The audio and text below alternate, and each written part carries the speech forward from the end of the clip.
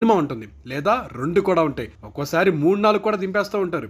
అసలు industry right now most consistent and hard working actor ఎవరన్నా ఉన్నారంటే అది నేచురల్ స్టార్ నానియే. మీరు అనొచ్చు నాని గారు చేసేవి బిగ్ బడ్జెట్ మూవీస్ కాదు కదా, అందుకే ఈజీ ఏమో అనేసి. సరే పోనీ నాని గారి కాంటెంపరీ యాక్టర్సే తీసుకుందాం. వాళ్ళు కూడా లో టు మీడియం బడ్జెట్ మూవీస్ చేస్తున్నా కూడా కన్సిస్టెంట్ గా దింపట్లేదు. ఒకవేళ కన్సిస్టెన్సీ ఉంటే మూవీస్ లో క్వాలిటీ ఉండట్లేదు. సో కన్సిస్టెన్సీ అండ్ క్వాలిటీ రెండు సాలిడ్ గా మెయింటైన్ చేస్తూ వస్తున్న one of the few actors లో నాని గారు ఒకళ్ళు. మరి ఇది ఎలా సాధ్యమైందంటారా?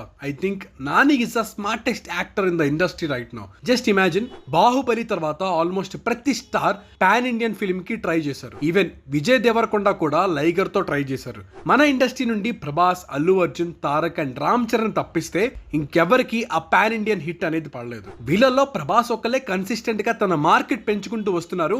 మిగతా వాళ్ళందరూ yet to release at least 2 more films which will prove their market. అవి రిలీజ్ అయ్యాకే వాటి రిజల్ట్స్ ని బట్టి ఎంత మార్కెట్ పెనిట్రేషన్ ఉంది అనేది అర్థమవుతుంది. సో వీళ్ళని పక్కన పెట్టేస్తే లిటరల్లీ ఇంకెవరికి ఆ మార్కెట్ పెనిట్రేషన్ అనేది రాలేదు. కానీ వీళ్ళలో అంత కష్టపడి ట్రై కూడా చేయని యాక్టర్ ఎవరైనా ఉన్నారంటే అది నాని గారే. బాహుబలి 2 వచ్చేసి 2017లో వచ్చింది.